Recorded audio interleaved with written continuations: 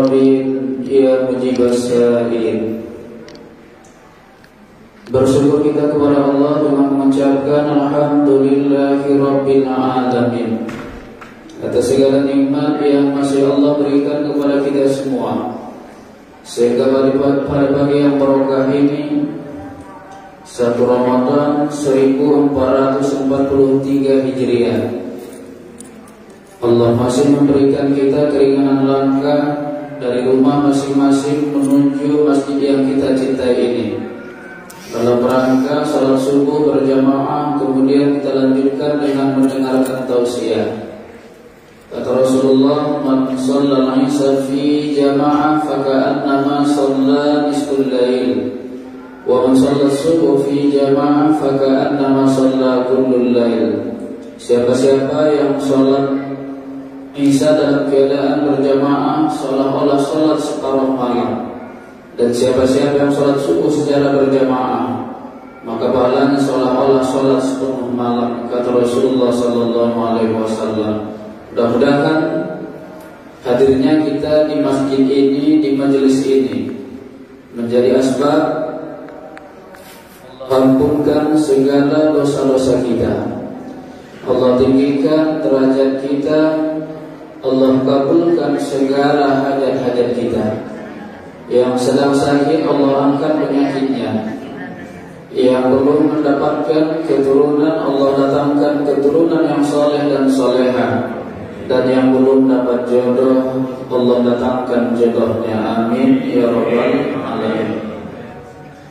Salam dan salam tak pesan-pesannya kita kirimkan tiada lain tiada bukan kepada baginda Rasul sallallahu alaihi wasallam dengan lafaz dan doa Allahumma shalli ala sayyidina Muhammad wa ala ali sayyidina Muhammad. Bapak Ibu jamaah yang dirahmati dan dimuliakan Allah Subhanahu wa taala, kembali kita lanjutkan kajian kita 100 sunnah Nabi sallallahu alaihi wasallam dalam kehidupan. 2 bulan yang lalu terakhir kita mengkaji sunnahnya hemat dalam memakai air. Kita ulang sedikit. Berdasarkan hadis Rasulullah yang diriwayatkan oleh muttafaqun alaihi, kana Nabi sallallahu alaihi wasallam yatawaddau bil mud wa yattasilu bis-shahr ila 5 amdadin. Nabi sallallahu alaihi wasallam berwudu dengan 1 mud air dan mandi dengan 1 shaq sampai 5 mud air. Hadis riwayat muttafaqun alaih. 1 mud itu sekitar setengah liter air. Hanya setengah liter air Rasul sudah bisa berwudu. Kemudian ketika mandi janabah hanya memakai 2,5 liter atau 5 mud, sudah bisa Rasulullah mandi janabah. Dan komentar para ulama ini adalah batas minimal. Kita boleh lebih dari itu asal jangan mubadir. Ini kan kita yang sering Bapak Ibu yang dirahmati dan dimuliakan Allah, belum dimulai wudu sudah dihidupkan air keran. Hingga terkadang di sebagian masjid karena banyaknya yang melakukan pemborosan itu, ketika bayar air untak dia melonjak. Itu disebabkan orang-orang tadi yang tidak hemat dalam memakai air. Padahal itu merupakan bagian dari sunnah Rasulullah sallallahu alaihi wasallam. Bagaimana Rasul mencontohkan setengah liter air saja sudah cukup untuk wudu. Kemudian 2,5 liter air saja sudah bisa untuk mandi janabah. Maka kita di Indonesia yang banyak air, tetaplah hemat dalam memakai air. Hemat dalam artian jangan membuang-buang air tanpa dipergunakan. Ketika belum dimulai wudu, jangan hidupkan dulu air keran. Baca dulu Bismillahirrahmanirrahim, baru hidupkan air keran, cuci tangan selanjutnya. Dan ketika selesai wudu, matikan kerannya, lalu menghadap kiblat setelah air kerannya mati. Sama halnya ketika kita mandi di rumah, tidak hanya di masjid. Kita yang mandi janabah di rumah begitu juga. Ini terkadang dihidupkan air keran di kamar mandi sampai melimpah-limpah, dibiarkan terbuang begitu saja. Tapi kan Ustaz banyak air. Walaupun banyak, tetap kita sunnah mengamalkan sunnah Rasulullah ini, hemat dalam memakai air. Dan bisa saja suatu saat nanti kita akan mengalami hal-hal yang sulit air. Maka itu harus kita pelajari bagaimana memakai setengah liter air sudah bisa wudu, atau 2,5 liter air sudah bisa mandi janabah. Itu sekilas kajian kita pada 2 bulan yang lalu.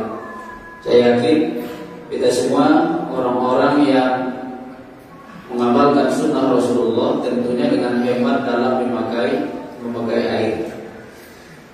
Kita lanjutkan hari ini sunnah yang ke-10 dari sunnah-sunnah Rasulullah SAW. Ini sangat menarik. Apa itu sunnah yang ke-10? Salat sunnah wudu. Salat sunnah wudu. Apa kata Rasulullah?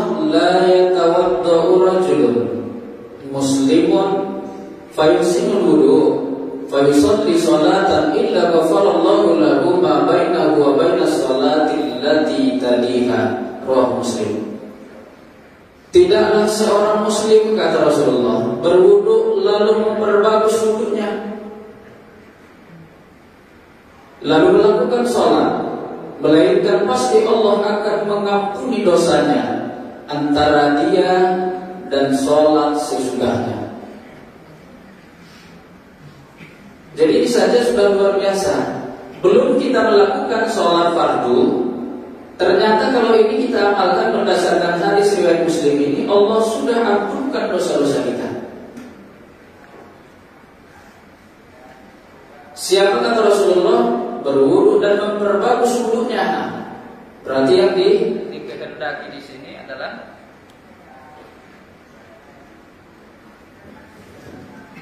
yang dimaksud di sini adalah wudu yang tam, ya, wudu yang kamal, wudu yang sempurna.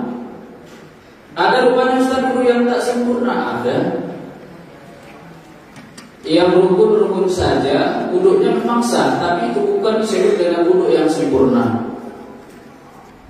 Dia menuju tempat wudu, basuh wajah sekali sambil berniat, basuh tangan sekali sampai siku, sapu kepala, basuh kaki sampai mata kaki, selesai. Dalam kajian fikih sudah sah wudunya. Sudah boleh dia melakukan sholat, sudah boleh memegang Al-Quran, sudah boleh tawaf. Tapi itu bukan disebut dengan wudu yang tam, yang sempurna. Lantas bagaimana wudu yang sempurna itu? Wudu yang melengkapi rukun dan sunnah.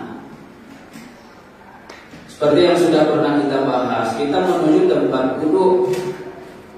Kalau tempat wudunya di dalam kamar mandi atau di yang bersamaan dengan WC, cukup baca bismillah dalam hati. Tapi ketika terpisah, baca bismillahirrahmanirrahim, lalu basuh ke tangan, lalu berkumur-kumur, lalu istinsyak, hirup air biarkan sendiri dari lubang hidung keluar. Tapi itu khusus untuk sholat zuhur, asar, maghrib dan isya. Kalau mau sholat subuh itu istinthar namanya, bukan istinsyak lagi. Jauh lebih dahsyat istinthar daripada istinsyak. Kalau tadi istinsyak hirup, biarkan sendiri keluar dari lubang hidung. Tapi istinsyak itu dihirup dan dihembuskan 3 kali, kata Rasulullah. Kenapa harus seperti itu dilakukan kalau mau wudu subuh itu?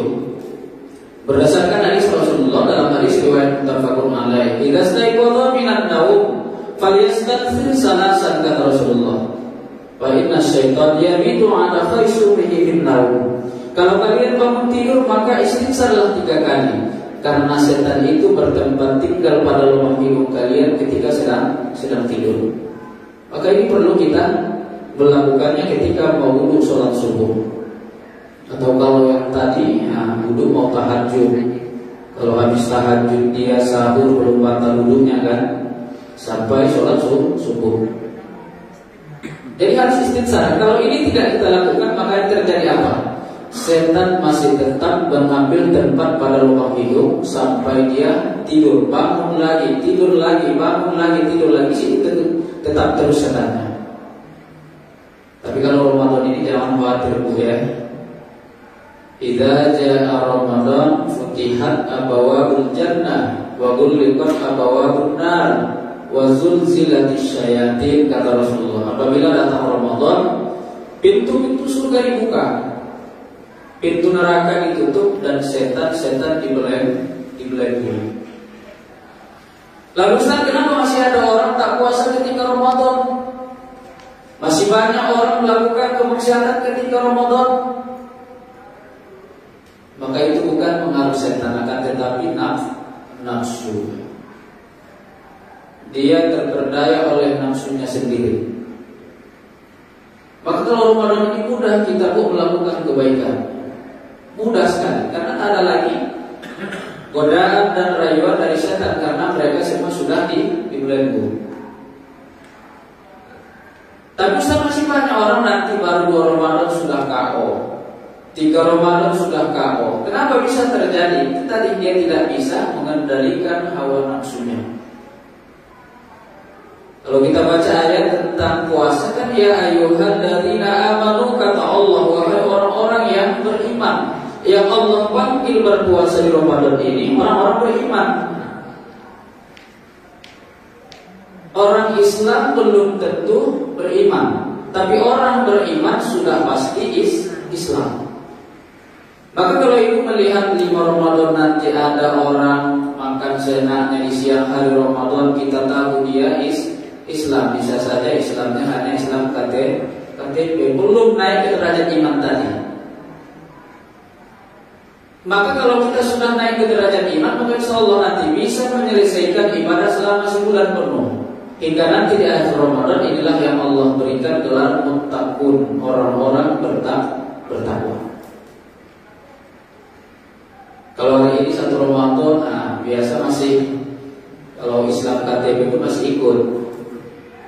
Tapi kalau udah masuk 5 Ramadan, 6 Ramadan, apalagi nanti 16 Ramadan, mulai lagi nampak siapa yang benar-benar orang-orang yang beriman dan siapa yang hanya muslim KTP. Bapak Ibu jangan dirahmati dan dimuliakan Allah Subhanahu wa taala. Jadi terkhusus mau sholat subuh itu istighfar.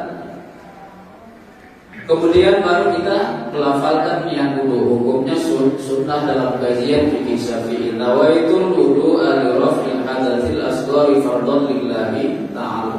Sampai air ke wajah, maka disitulah jatuh niat. Aku niat berwudu mengangkatkan hadas kecil karena Allah Ta'ala. Basuh wajah 3 kali, tangan sampai siku 3 kali, sapu kepala 3 kali, telinga 3 kali, kaki sampai mata kaki 3 kali. Baru menghadap kiblat membaca doa asyhadu an la ilaha illallah wahdahu la syarikalah wa asyhadu anna Muhammadan abduhu wa rasuluhu. Allahumma ij'alni minat tawwabin waj'alni minal mutatahhirin waj'alni min ibadika as-shalihin. Barulah disebut dengan wudu yang tam, ya, wudu yang sempurna. Jadi ketika kita wudu, agar bisa seperti yang disabdakan Rasul dalam hadis riwayat Muslim tadi, siapa yang berwudu dan memperbagus wudunya, wudu seperti tadi, lalu dia melakukan sholat sunnah wudu, maka akan diampuni dosa-dosanya antara sholat itu dengan sholat yang selanjutnya. Kalau kita wudunya mau sholat zuhur, lalu habis wudu kemudian sholat sunnah wudu, akan terampuni dosa kita dari sholat itu sampai sholat asar. Kita wudu lagi di sholat asar, kemudian habis wudu melakukan sholat sunnah wudu, akan terampuni dosa-dosa kita dari sholat asar sampai sholat maghrib, begitu seterusnya. Jadi kalau ini kita amalkan, bisa dibilang tak akan ada dosa-dosa kita diampuni oleh Allah. Sholli sunnatal wudu'i rahmataini lillahi ta'ala. Dalam hati aku niat sholat sunnah wudu 2 rakaat karena Allah Ta'ala. Allahu Akbar. Baca iftitah, baca Fatihah, kemudian baca Surat-surat terserah kita, tapi pada umumnya dalam sholat sunnah itu rakaat pertama Al-Kafirun, rakaat kedua Al-Ikhlas. Sama halnya ibu tahajud di bulan Ramadan ini. Ustaz, belum hafal saya sabili sama hal ataka haditsul ghasyiyah. Apa boleh tahajud? Boleh. Boleh Al-Kafirun rakaat pertama, Al-Ikhlas rakaat kedua. Ustaz, ini kan Ramadan, agak lama waktunya saya bisa duha di pagi hari, tapi belum hafal sabwa syamsi wa duhaha sama wa duha Ustaz. Bagaimana itu, boleh tidak sholat? Boleh, baca rakaat pertama Al-Kafirun, rakaat kedua Al-Ikhlas.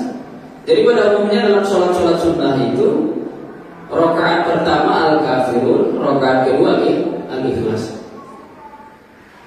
Tetap boleh. Sama seperti sholat sunnah berdoa, lakukan rakaat pertama Al-Kafirun setelah baca Fatihah, kemudian rakaat kedua Al-Ikhlas. Baru kita sudah melakukan sholat sunnah wudu tadi. Lantas kapan waktunya? Waktunya itu pada umumnya selama belum lama jaraknya menurut kebiasaan kita. Ada juga yang berpendapat selama belum kering air wudu yang di wajah masih boleh sholat sunnah wudu. Tapi paling mudah memahaminya belum lama antara wudu itu dengan keadaan kita, masih boleh sholat sunnah wudu. Tapi kalau sudah lama jaraknya, ibu sudah pergi belanja, kemudian balik lagi ke rumah, baru mau sholat sunnah wudu setelah wudu tadi, itu sudah tidak dianjurkan lagi. Bagusnya habis kita wudu langsung melakukan sholat sunnah wudu. Ya, langsung, bukan nanti. Gimana kalau masuk ke masjid? Mana kalau kita bertahiyat dulu? Iya. Cepat ini Pak Ulpan. Yang ini Pak Ulpan apa? Tadi ada kembar Pak Ulpan ya? Ada tadi di sini. Oh, udah pulang. Agak mirip memang, bukan? Karena pakai masker itu, saya juga tadi yang mana ini Pak Ulpan gitu. Kita lanjut ke yang pertanyaan Pak Ulpan ya. Sebenarnya nanti akan dibahas. Sholat sunnah yang tidak untuk mensyiarkan itu lebih baik dilakukan di rumah. Tapi kalau untuk mensyiarkan baru di masjid. Nah, seperti tarawih ya, sholat sunnah Idul Fitri, Idul Adha, gerhana matahari, gerhana bulan. Tapi untuk sholat-sholat sunnah yang bukan untuk mensyiarkan itu lebih baik dilakukan di rumah. Maka bagusnya habis kita wudhu di rumah sebelum berangkat ke masjid, sholat sunnah wudhu di rumah sholat sunnah wudhunya. Habis wudhu di kamar mandi, ambil sajadah hadap kiblat, sholli sunnatal wudhu, ramadaini lillahi ta'ala, Allahu akbar. Selesai sholat sunnah wudhu baru berangkat ke masjid, langkahkan kaki kanan, baca doa bismillahi tawakkaltu 'ala Allahi la haula wa la quwwata illa billahil aliyyil azim. Berjalan dari rumah menuju ke masjid, jangan lupa baca doa. Allahumma ja'al fi qalbi nura wa fi sam'i nura wa fi basari nura wa ayyamini nura wa asyama'ili nura wa min fawqi nura wa min tahti nura wa ja'alli nura. Belum sampai ke masjid sudah siap berdoa, ulang lagi doanya. Belum sampai, masih ada waktu, ulang lagi doanya. Ustaz, tak hafallah doanya. Kalau maknanya, ya Allah, jadikanlah hatiku bercahaya, tulangku bercahaya, darahku bercahaya, sebelah kananku ada cahaya, sebelah kiriku ada cahaya, depan cahaya, belakang cahaya, atas cahaya, bawah cahaya, seluruh badanku bercahaya. Kalau belum hafal bahasa Arabnya, banyak aku baca. Ya Allah, cahayailah hatiku, ya Allah, cahayailah darahku, ya Allah, cahayailah tulangku, ya Allah, cahayailah sebelah kananku. Itu aja aku baca dari rumah menuju ke masjid. Sampai di masjid, langkahkan kaki kanan membaca doa Allahumma ftahli abwaaba rahmatik. Baru kita tinggal melakukan sholat tahiyatul masjid. Tahiyatul masjid itu sebenarnya yang pas ya. Kenapa Ustaz kita dianjurkan sholat sunnah di rumah itu? Bukankah masjid itu lebih mulia? Masjid memang lebih mulia, tapi kata Rasulullah, fa inna sholatul mar'i fi baitiha illal maktubah. Sesungguhnya seabdul sholat seseorang itu di rumahnya, kecuali sholat fardu. Para ulama berkomentar, ternyata salah satu anjuran tujuan Rasul menganjurkan kita Pak sholat sunnah di rumah agar rumah kita itu bercahaya. Dalam sholat kan kita baca Al-Quran. Itu yang pertama. Kemudian yang kedua, untuk mengusir setan yang menempati rumah kita masing-masing, termasuk jin-jin yang kafir tadi. Jadi ternyata kalau rumah tak ada dibacakan di dalamnya Al-Quran, tak ada dilakukan di dalamnya sholat sunnah, mereka akan menganggap rumah kita rumahnya. Mereka akan menganggap rumah kita rumahnya. Saya sering mendapat aduan, Pak. Ustaz, kalau malam rumah saya angker lah katanya. Ada aja yang mati di kamar mandi tengah malam. Suami di samping saya, anak-anak semua tidur, tapi ada aja yang tengah malam yang mati di kamar mandinya. Maka memang benar apa yang dilakukan orang tua kita dulu sebelum masuk rumah itu 3 malam baca Al-Quran di rumah itu, paling tidak baca Yasin. Diundang rame-rame orang 3 malam berturut-turut baca Yasin. Sebelum ditempati rumah itu, penghuni rumahnya melakukan sholat berjamaah di rumah itu. Tujuannya itu. Ini orang sekarang tidak siap rumah, tiba-tiba peresmian, acara peresmian main keyboard, makin enak lah setan atau jin-jinnya di situ. Terkadang kita menyepelekan apa yang dilakukan orang tua kita dulu, tapi ternyata mereka itu semua mengambil dari hadis-hadis Rasulullah, cuma dibahasakan dengan bahasanya. Kalian jangan dulu tempat di rumah itu, belum tentu itu milik kalian, masih ada makhluk lain yang berasa memiliki. Sebelum kalian baca Yasin di sana atau baca Quran 3 malam, jangan dulu kalian tempati, kata orang tua kita dulu. Kalau sekarang, itulah yang terjadi. Ada juga yang pernah mengadu sama saya, Ustaz, ayunan anak saya asal malam bergoyang. Anak tidur di samping, rupanya jin mengayun anaknya di ayunan itu. Itu memang nyata, bukan dibuat-buat. Karena rumah-rumah kosong itu, kata Rasulullah, kalau ada di rumah itu kamar kosong, jangan dibiarkan bertahun-tahun tak dibuka-buka. Itu nanti akan menjadi tempat mereka. Tapi sekali seminggu dibersihkan kalau ada gudang, atau paling tidak sekali 3 hari. Tujuannya untuk tadi, sehingga makhluk-makhluk lain tak menganggap rumah kita adalah rumah. Maka itu salah satu kita dianjurkan untuk sholat sunnah di rumah tadi, Pak Ulama.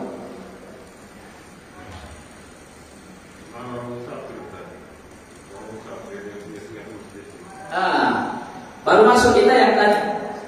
Kalau kita wudhunya di masjid, bagaimana Ustaz? Tak mungkin kan habis wudhu di masjid balik lagi ke rumah. Mana yang duluan ketika kita masuk masjid, tahiyatul masjid atau sholat sunnah wudhu? Sholat sunnah wudhu dulu Pak Ulama. Sholat sunnah wudhu baru nanti bangkit lagi sholat sunnah tahiyatul masjid. Kalau nampak waktunya. Yang sering menjadi permasalahan kan, kita sampai di masjid sudah azan. Allahu Akbar kata Bilalnya. Kita pun nanti habis sholat, karena kebiasaan kita apalagi di Medan, jarak antara azan dan iqamah itu hanya sekitar sholat sunnah 2 rakaat. Otomatis yang kita pilih mana? Sholat sunnah qabliyah. Sholat sunnah wudhunya mana? Lewat. Sholat sunnah tahiyatul masjidnya mana? Lewat. Maka kalau kita kaitkan nanti dengan hadis Rasul yang lain, salah satu orang yang didoakan malaikat itu orang yang menunggu datangnya waktu sholat. Orang yang menunggu datangnya waktu sholat barulah bisa melakukan amalan-amalan tadi, Bu. Belum masuk waktu zuhur, masih jam 12, dia sudah siap-siap. Maka kan bisa dilakukannya sholat sunnah wudhu, kemudian habis itu berangkat ke masjid, tahiyatul masjid, belum juga ada sholat sunnah mutlak dia. Sholat sunnah mutlak dia. Maka kaitannya nanti dengan hadis lain banyak. Maka kalau kita sudah termasuk golongan yang selalu menunggu datangnya waktu sholat, maka kan bisa melakukan yang tadi. Tahiyatul masjid bisa, sholat sunnah wudu bisa. Dan orang yang menunggu datangnya waktu sholat dan sudah dalam keadaan suci, apa kata Rasulullah? Fa innal malaika yad'u. Malaikat akan mendoakannya sampai dikumandangkan adzan. Itu luar biasa. Masih jam 12 siang nanti. Kita sudah berwudu, duduk di tempat sholat. Kalau bapak yang kemarin sudah di masjid, sudah tadi sholat sunnah wudu, tahiyatul masjid, kemudian zikir, baca Al-Quran. Dari kita tadi berwudu menunggu datangnya sholat sampai dikumandangkan adzan, kata Rasulullah, dia akan terus didoakan malaikat. Bayangkan tuh, orang aja mendoakan kita, betapa senangnya kita kan. Kita dapat info bahwa ada teman kita selalu mendoakan kita habis sholat. Betapa bahagianya kita. Padahal belum tentu doa terjawab. Jadi kata Rasulullah, malaikat langsung yang mendoakannya. Kenapa didoakan malaikat? Karena dia sudah dalam keadaan suci menunggu masuknya waktu sholat. Kalau dikaitkan lagi dengan hadis lain nanti, maka begitulah kenapa Rasulullah menganjurkan kita menjaga wudu itu. Dari kita bangun sampai tidur lagi, wudu itu tetap dijaga, itu dianjurkan dan disunahkan oleh Rasulullah. Jadi Ustaz, kapan buang air besarnya, buang air kecilnya? Habis buang air besar wudu lagi, habis buang air kecil wudu lagi, masih tetap digolongkan orang yang menjaga wudunya. Apalagi Ramadan ini, mudah kita. Mudah dari pagi hingga nanti berbuka, banyak yang bisa menjaga wudunya. Karena mudah melakukan kebaikan di Ramadan ini. Salah satunya tadi, tak ada lagi setan. Tak ada lagi setan. Kita hanya tinggal mengendalikan hawa nafsu sendiri. Bapak Ibu jamaah dirahmati dan dimuliakan Allah Subhanahu wa taala. Berwudu, sholat sunnah wudu. Dalam hadis riwayat muttafaqun alaih, pernah satu ketika di pagi hari Rasulullah bertanya kepada Bilal, "Ya Bilal, amalan apa yang kamu lakukan dalam Islam sehingga aku sudah mendengar suara sedang di dalam surga?" kata Rasulullah. Apa jawaban Bilal? "Ya Rasul, tak ada amalan yang istimewa. Akan tetapi setiap aku selesai wudu langsung melakukan sholat sunnah wudu." Maka itulah Bilal, mungkin amalanmu yang membuatmu masih hidup, tapi suara sedang sudah terdengar di dalam surga, kata Rasulullah. Jadi Bilal itu amalan yang ditetapinya salah satunya itu habis berwudu langsung melakukan sholat sunnah wudu, sehingga kata Rasulullah sudah terdengar suara setannya di dalam surga. Masing-masing kita berbeda mungkin amalannya diistiqomahkan atau ditekuninya. Setelah kita ibadah wajib, ada di antara kita mungkin yang rutin baca Al-Kahfi setiap hari Jumat. Ada yang rutin baca Al-Muluk setiap menjelang tidur. Ada yang rutin membaca Al-Waqi'ah Ar-Rahman setiap pagi. Ada juga mungkin di antara kita rutin duhanya. Jadi nanti masing-masing kita berbeda yang memasukkan kita ke dalam surga.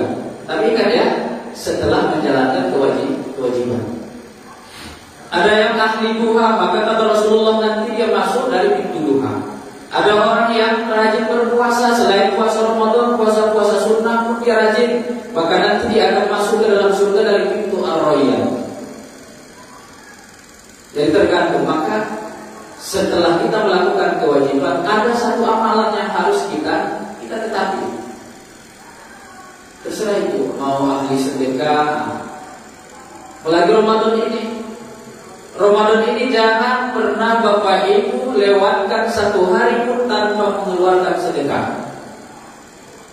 Jangan pernah. Apa kata Rasulullah? Afdhalus shadaqah fi Ramadan. Seabdol sedekah itu sedekah di bulan suci Ramadan. Ustaz, saya sanggupnya hanya 300.000 selama sebulan ini, 300.000. Tapi bagi dia bagi 30. Hari ini 10.000, besok 10.000, besoknya 10.000. Jadi tetap dia setiap hari ada yang kita keluarkan untuk sedekah. Kalau mampunya hanya 10.000 satu hari. Ustaz, saya mampunya hanya 5.000. Ustaz, saya mampunya hanya 30.000 sebulan. Berarti saya 1.000 satu hari sedekahnya. Jangan pernah kita lewatkan. Karena sedekah terbaik itu kata Rasulullah sedekah di bulan suci Ramadan. Kalau mampunya hanya 1.000. Kalau mampunya 5.000. Kalau mampunya 10.000 satu hari 10.000. Yang jelas jangan pernah kita lewatkan satu hari pun di bulan suci Ramadan tanpa mengeluarkan sedekah. Dan ini kan luar biasa. Sedekah ini luar biasa sekali manfaatnya untuk kita. Satu ketika Nabi Ibrahim duduk, lalu datang seorang pemuda menjumpainya. Ya Nabi Allah Ibrahim, besok saya akan melangsungkan akad nikah. Tolong datang ya Nabi Allah Ibrahim. Lalu pemuda itu pun pulang. Setelah pemuda itu pulang, datang malaikat Israil. Ya Nabi Allah Ibrahim, itu tadi pemuda ngapain datang menjumpaimu? Oh, dia datang mau mengundang saya agar datang besok di acara pernikahannya. Ya Nabi Allah Ibrahim, kata malaikat Israil, kasihan sekali pemuda itu. Tak sampai umurnya sampai besok pagi. Malam ini atas perintah Allah ajalnya akan tiba, nyawanya akan dicabut. Lalu Nabi Ibrahim pun mau mengikuti mengajar pemuda tadi untuk memberitahukan agar malam itu saja akan nikahnya, jangan sampai pagi. Karena tadi informasi dari malaikat Israil malam itu dia akan dicabut nyawanya.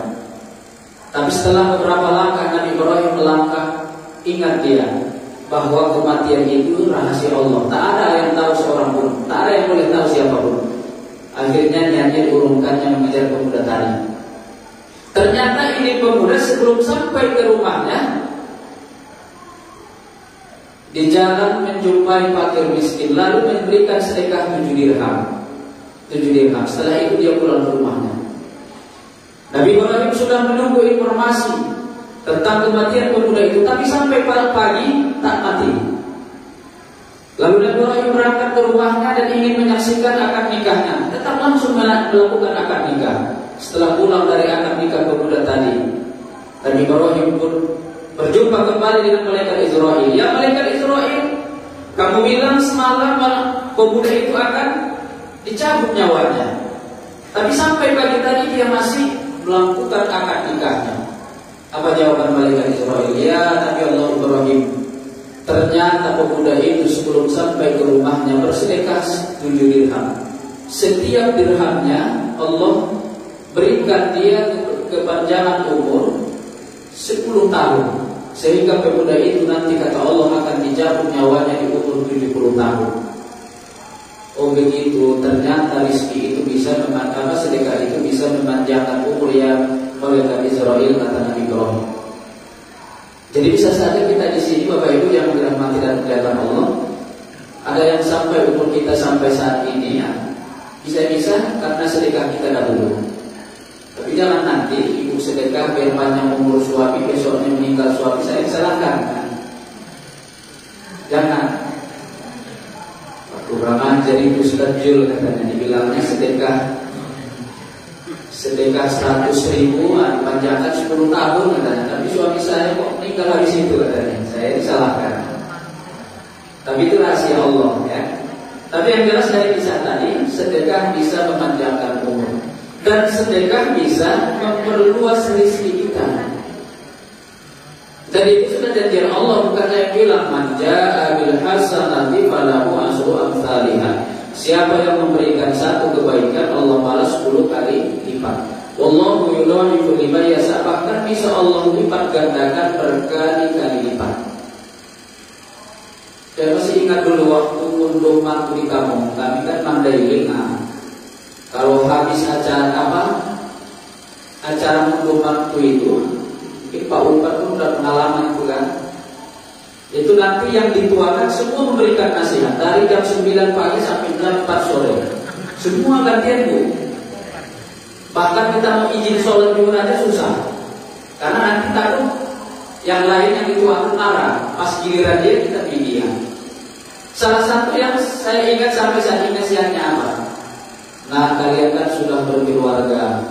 Kalau bahasa Mandarinnya, bukan sendiri rumah jadi keluarga. Udah rumah keluarga, dia lagi kamu bersedekah, sering waskon Allah rizki moyo. Kalau kalian rajin nanti sedekah, insyaallah Allah luaskan rezeki kalian. Ini antara nasihatnya. Ada yang bernasihat, kalian kan sudah berkeluarga, jangan lupakan nanti ya baca Al-Waqiah setiap pagi. Ternyata ambil dari hadis Rasul. Kata Rasulullah, orang yang senantiasa membaca Al-Waqiah di pagi hari, Allah tak buat dia fakir selama hidupnya.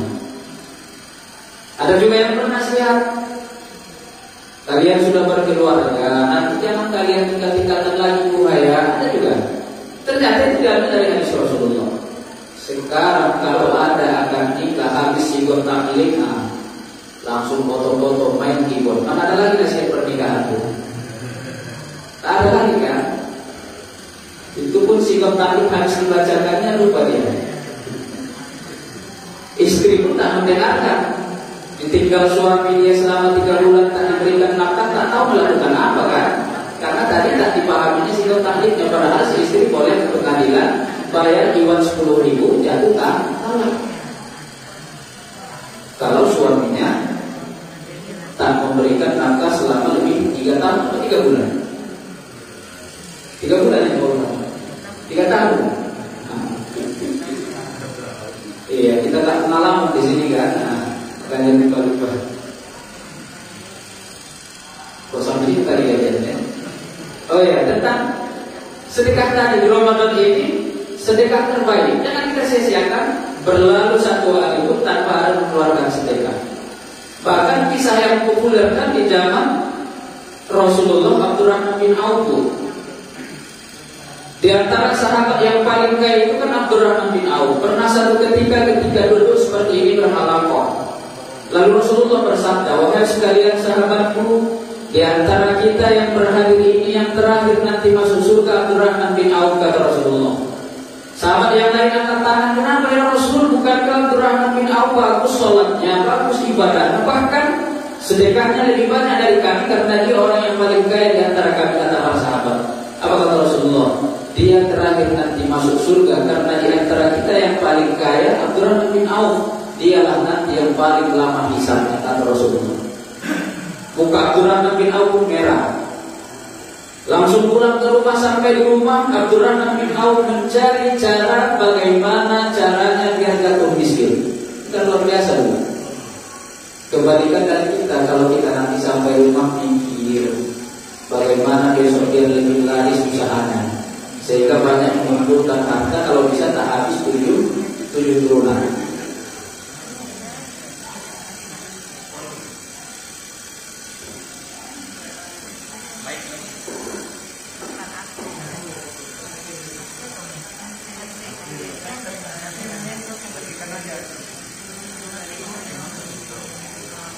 Tak lama setelah itu terjadi peperangan Tabuk. Para sahabat pun berangkat ke peperangan Tabuk, termasuk Abdurrahman bin Auf. Pulang dari peperangan Tabuk ke rumah sahabat yang mereka tinggalkan, semua membusuk. Padahal satu-satunya mata pencarian mereka adalah rumah tadi. Tak ada lagi harganya. Pulang dari peperangan Tabuk, rumah sahabat semua membusuk, tak laku lagi. Akhirnya Abdurrahman bin Auf membeli semua rumah sahabat yang busuk tadi dengan harga seperti biasa. Habislah harta Abdurrahman bin Auf. Dia pun berbahagia, sahabat pun berbahagia karena kurma mereka yang sudah busuk laku. Tapi apa yang terjadi? Janjian Allah, satu yang kita beri Allah balas 10 kali lipat. Masih berlaku sama Abdurrahman bin Auf. Tiba-tiba datang utusan dari kerajaan Yaman. Di Yaman terjadi wabah, satu-satunya obat yang bisa mengobati ketika itu hanyalah kurma busuk. Kurma busuk semua Abdurrahman bin Auf dibeli oleh utusan kerajaan Yaman tadi.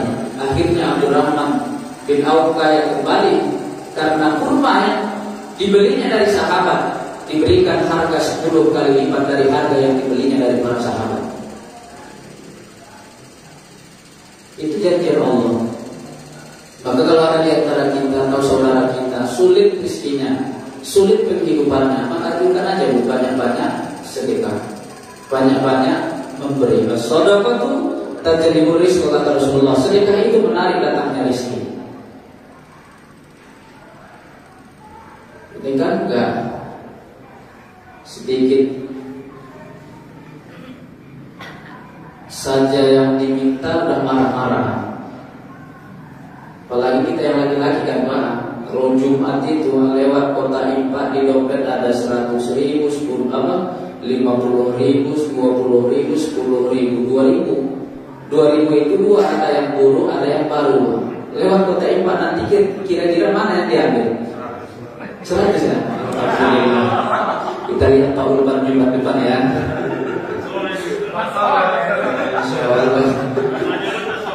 Iya ya. Tapi pada umumnya ambil yang 2.000, itu pun diambil yang lebih buruk. Itulah yang dimasukkan kota Impak.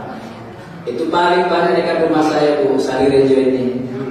Kalau udah habis Jumat dibuka kota Impak penuh, tapi penuhnya 2.000, 2.000. Kalau di sini kan 100.000, 100.000, 100.000, 50.000. Kalau 100.000-nya itu Pak Soleh itu.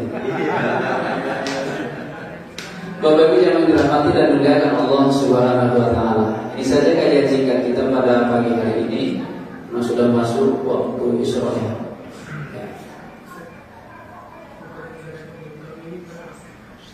Oh, ukuran zakat untuk tahun ini, zakat fitrah. Ini masih terjadi terus khilafiyah. Di beberapa masjid 2,7, 2,5 ya kan. Dengan beras. Kalau mau uang harus 3,8 katanya. Yang boleh kan uang itu Hanafi. Hanafi itu ukurannya 3,8. Kita dulu kembali kepada Fatwa MUI ya. Fatwa MUI tahun 2008 kalau saya tak silap. Berdasarkan beberapa rujukan, boleh zakat fitrah dengan uang seukuran 2,5 atau 2,7. Tetap boleh. Dari mana pengambilannya? Ternyata di beberapa pendapat Imam Hanafi, batas minimal di Imam Hanafi itu 1,9 zakat fitrah itu. Itu kan batas minimal. Batas maksimal 3,8. Berarti kan 2,5 itu masih antara 1,9 dengan 3,8. 2,5, 2,7 masih batas antara itu. Jadi kita boleh bayar dengan uang. Itu salah satu pendapat di Fatwa MUI tahun 2008 kalau saya tak silap. Dan itulah yang banyak dipakai di Indonesia, termasuk Basnas, apalagi itu Lazis. Kemudian apa nama kitabnya lupa saya.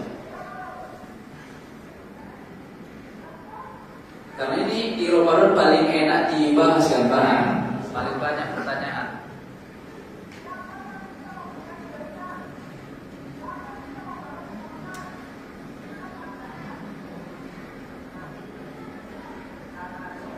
Ini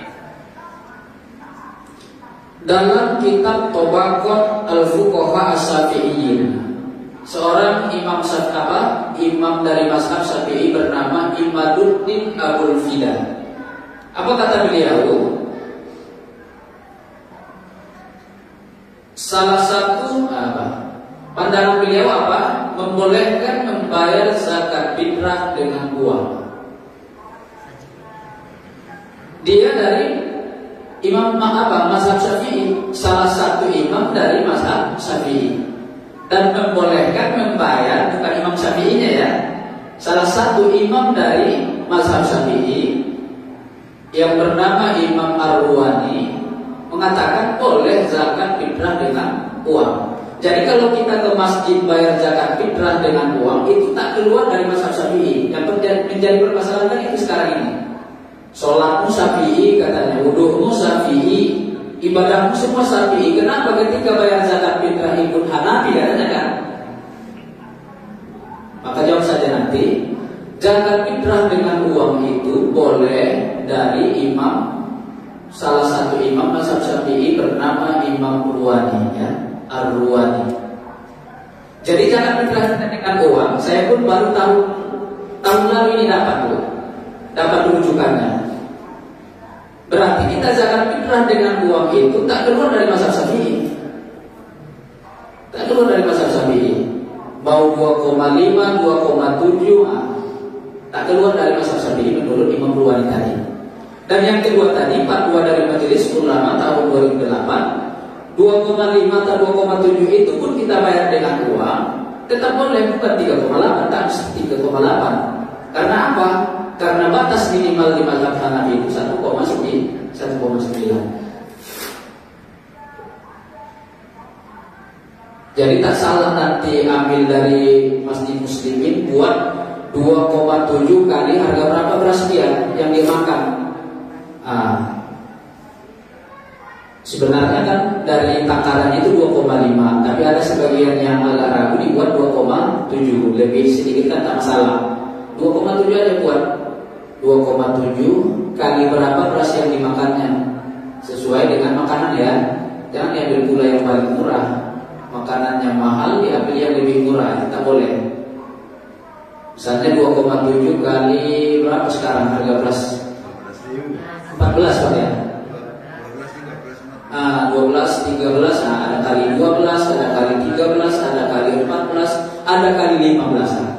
Tergantung nanti orang yang datang lihat tabelnya kan, apa yang biasa dimakannya itulah yang dibayarnya dengan sesuai uang. Dan saya tahun-tahun sebelumnya ikut yang tadi juga benar.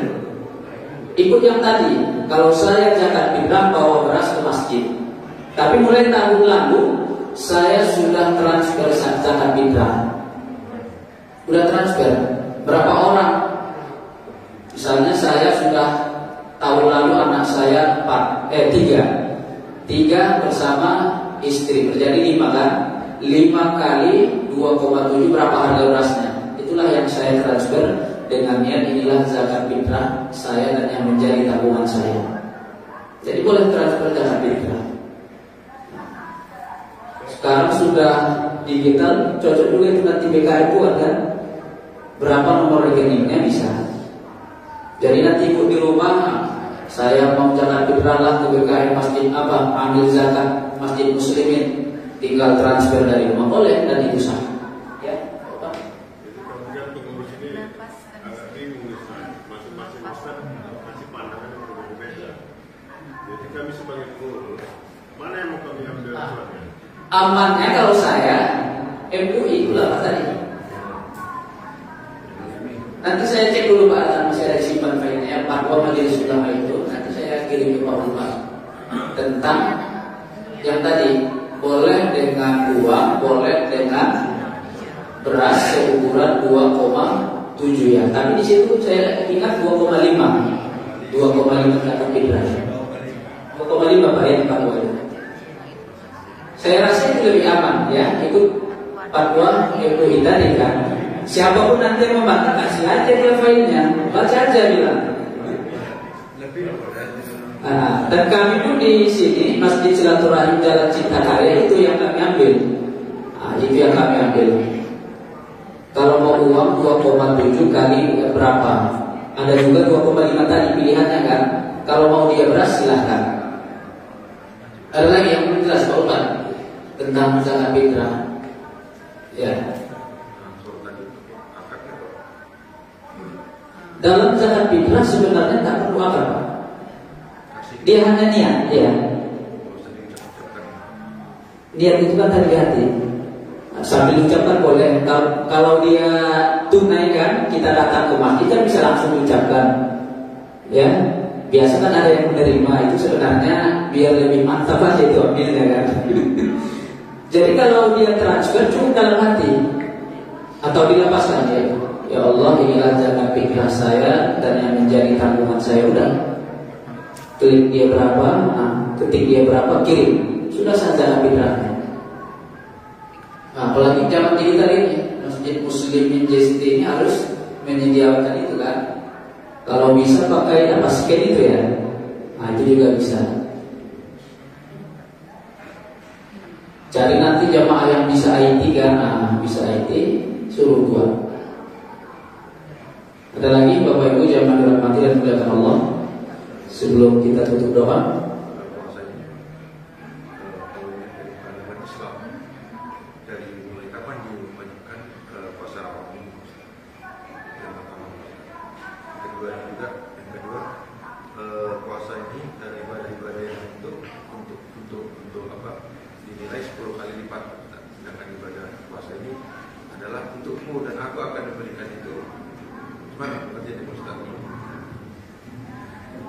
Puasa Ramadan diwajibkan pada tahun kedua Hijriah ya.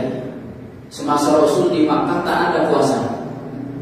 Tapi setelah Rasulullah berhijrah 2 tahun ke Madinah, barulah diwajibkan menjalankan ibadah puasa. Lalu yang kedua tadi berkaitan dengan hadis yang ditanyakan Pak BKM, as-shaumu li wa ana ajzi bihi. Puasa itu untukku dan aku yang membalasnya, kata Rasulullah, kata Allah dalam hadis kudusnya. Maksudnya balasan atau pahala puasa itu tak ada batasannya. Tak ada batasannya. Kalau sholat berjamaah kan 27 kali lipat, sholat sendirian satu derajat. Tapi puasa ini itu untukku dan aku yang membalasnya, kata Allah. Tak ada yang tahu. Dan itu tak ada batasannya. Bisa saja beberapa berpuluh-puluh kali lipat Allah lipat gandakan. Maka tergantung orang yang menjalankan ibadah puasanya. Maka puasa itu kan ada 3 tingkatan. Ada katanya khawas ya, kata Imam Al-Ghazali. Pada umumnya orang berpuasa meninggalkan makan minum dari terbit fajar sampai terbenam matahari. Ada khawasil. Ada pertama tadi awam ya, puasa pada umumnya. Yang kedua khawas, orang yang berpuasa selain meninggalkan dari yang membatalkan puasa, dia juga menahan dirinya dari yang membatalkan pahala puasa. Apa itu yang membatalkan pahala puasa? Kata Rasulullah, khamsun yuftirna shaim, ada 5 hal yang membatalkan pahala puasa. Al-kazib, berbohong. Orang yang sedang berpuasa berbohong, batallah pahala puasanya. Al-ghibah, menggosip, menonton gosip, mendengarkan gosip. Hati-hati Bu, hati-hati kita Pak. Kalau dulu kan harus berkumpul dulu 5 orang, baru ceritakan si Fulana bin si Fulana. Masih mengumpulkan orang, sekarang udah mudah. Ibu duduk di kamar, hidupkan AC, sambil santai-santai buka ke rumah, mulailah itu menggibah. Hati-hati. Ustaz tadi malam lama kali katanya. Mulai dari itu. Iya, umurnya kan udah tua katanya. Mulailah itu menggosip. Hati-hati. Menonton gosip. Kalau dulu kan harus televisi. Sekarang malah lagi televisi. Di HP sudah ada semua, dibuka YouTube, dibuka Watch TV, FB, apalagi Reel IG. Hati-hati.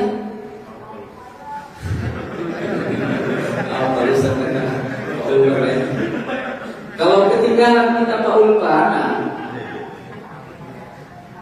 kalau Ustaz tak ngikuti jam itu ketinggalan tuh. Jadi batasan ghibah itu kata Rasulullah, dzikruka akhaka bima yaqaf wal ghibah, menyebutkan sesuatu tentang saudara, maka itu ghibah. Ketika didengarnya dia marah, itu. Kalau ibu nonton YouTube nanti, kira-kira yang diberitakan di YouTube itu didengarkan orangnya, marah nggak dia? Kalau marah, lewati, nggak usah tonton. Buka lagi yang lain. Kira-kira kalau didengarnya berita itu marah nggak dia? Kalau marah, lewati. Lewati. Jadi Ustaz tak nonton YouTube lagi nanti ya, nggak usah dulu.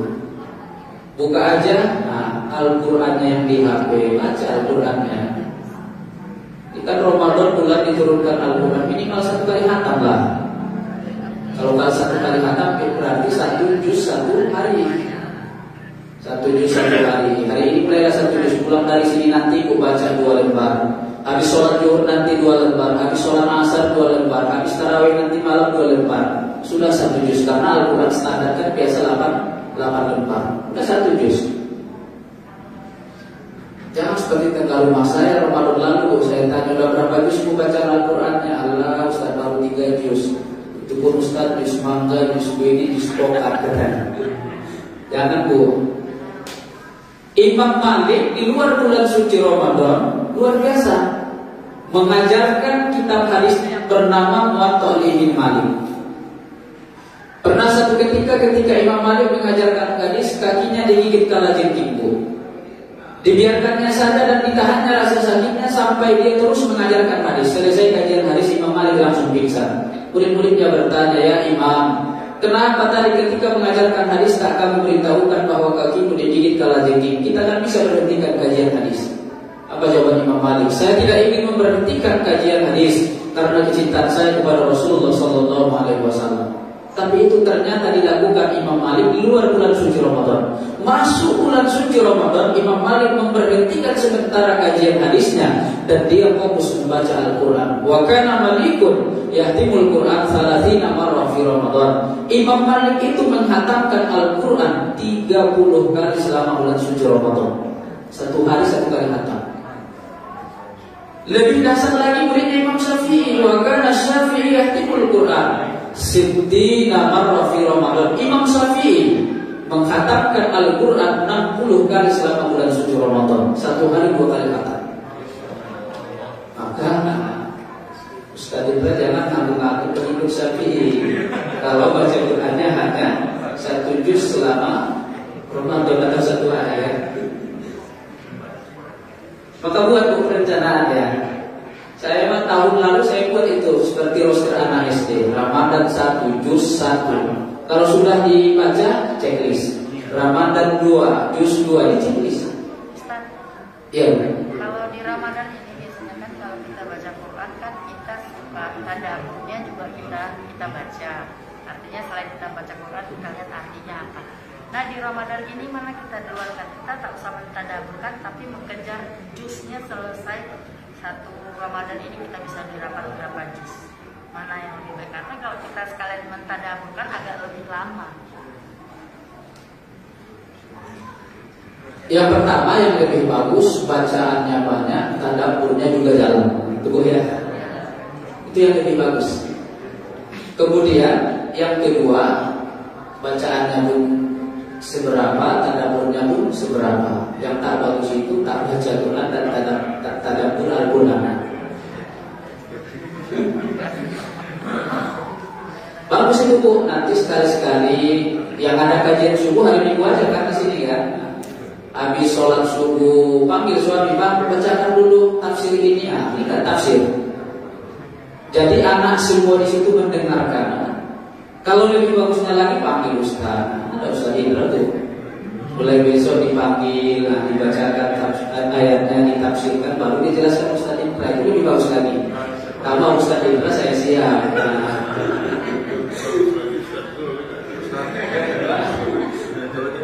Iya, silakan Pak. Ada saya dengar ibu mengajari anaknya. Yang penting kau puasa aja dulu, nggak usah kau puasa, nggak usah kau sholat. Karena sholat puasa itu udah nggak sholat, kau puasa kalau diterimanya. Cuma apa dengan puasa? Rojab sama Ramadan kaitannya erat ya, tak bisa dipisahkan. Ketika kita berbicara Rajab, Isra Mi'raj, inti Isra Mi'raj sholat. Kata Rasulullah, awwalu ma yuhasabu bihi al-'abdu yaumil qiyamah as-shalah, fa in shalla sa'iru amali wa in fasada sa'iru amali. Yang bulan-bulan nanti dihisab di hari yaumil qiyamah sholat. Bagus sholatnya, bagus ibadah yang lain. Berarti bagus sholatnya, baru bagus puasanya. Rusak sholatnya, rusak puasanya. Maka bahasa kasarnya percuma orang puasa kalau tak sholat.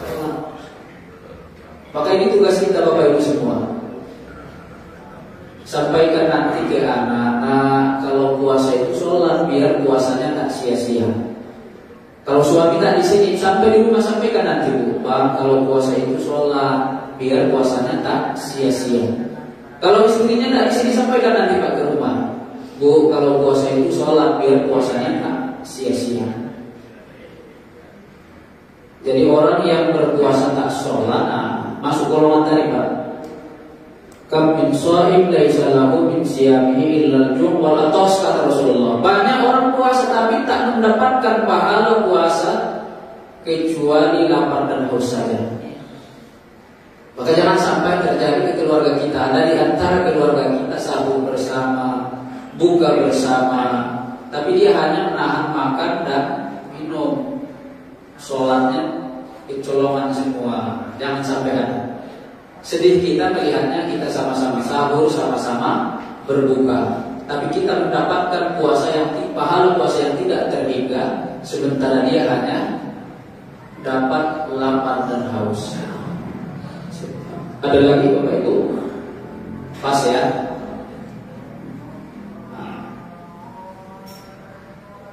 Pas. Ya Allah a'lam bishawab. Wassalamualaikum warahmatullahi wabarakatuh. Bismillahirrahmanirrahim. Alhamdulillahirabbil alamin. Wassalatu wassalamu ala asyrafil anbiya'i wal mursalin wa ala alihi wa sahbihi ajma'in. Allahumma ya Rahman ya Rahim, ampunilah dosa-dosa kami ya Allah. Dosa kedua orang tua kami, dosa ayah kami dan dosa ibu kami. Di antara kami pagi ini yang berhadir ya Allah, ada orang tuanya yang sedang sakit. Angkat penyakit mereka ya Allah. Sembuhkanlah mereka ya Rahman, sehatkanlah mereka ya Rahim ya Mujibas Sa'ir. Di antara kami pagi ini yang berhadir ya Allah, ada orang tuanya telah meninggal dunia. Ampuni dosa-dosa mereka ya Allah. Ampuni dosa-dosa mereka ya Rahman. Lapangkan kuburan mereka ya Rahim ya Mujibas Sa'ir. Ampunkan juga ya Allah dosa suami dari kami, dosa istri kami, dosa guru-guru kami, dan dosa kaum muslimin wal muslimat bi rahmatika ya mujibas salihin. Allahumma innaka afuwwun karim tuhibbul afwa fa'fu anna. Allahumma arinal haqqa haqqan warzuqna ittiba'a wa arinal batila batilan warzuqna ijtinaba. Rabbana atina fid dunya hasanah wa fil akhirati hasanah wa qina adzabannar. Wa sallallahu wa sallam alaihi walhamdulillahi rabbil alamin. Taqabbalallahu minkum minna wa minkum taqabbal ya karim. Terima kasih kepada Ustaz. Semoga apa yang disampaikan dapat bermanfaat bagi kita semua. Demikian apa yang kita pada hari ini. Tadi kita dengan lafaz al-basmalah dan sekarang kita asyhadu dengan lafaz alhamdulillah. Alhamdulillahirabbil alamin. Demikian. Assalamualaikum warahmatullahi wabarakatuh.